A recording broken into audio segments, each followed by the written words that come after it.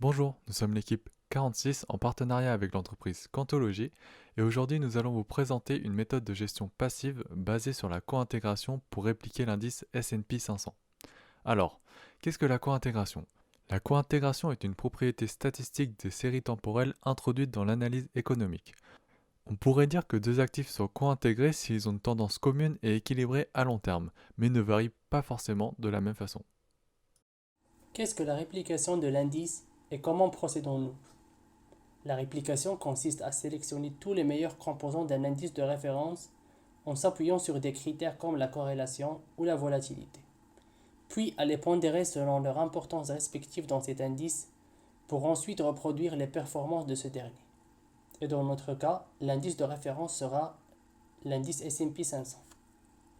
Le support fourni par notre partenaire est un article s'intitulant The Co-Integration Alpha, Enhanced Index Tracking and Long-Short Equity Market Neutral Strategy.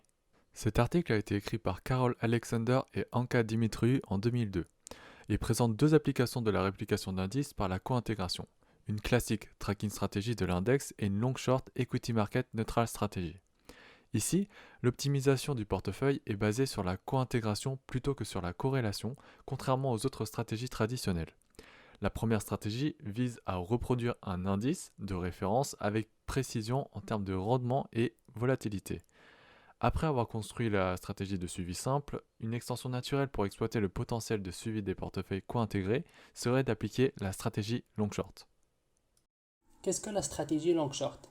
Cette stratégie consiste à répliquer des indices de référence plus et moins en ajoutant ou en soustrayant au rendement du benchmark un rendement excédentaire annuel, et ainsi d'être short sur le portefeuille qui suit l'indice moins et long sur le portefeuille qui suit l'indice de référence plus.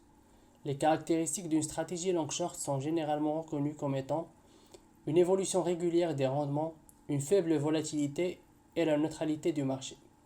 Les résultats d'une stratégie long short dépendent fortement de la méthode de sélection des titres utilisés et de l'écart entre les indices de référence plus et moins suivis.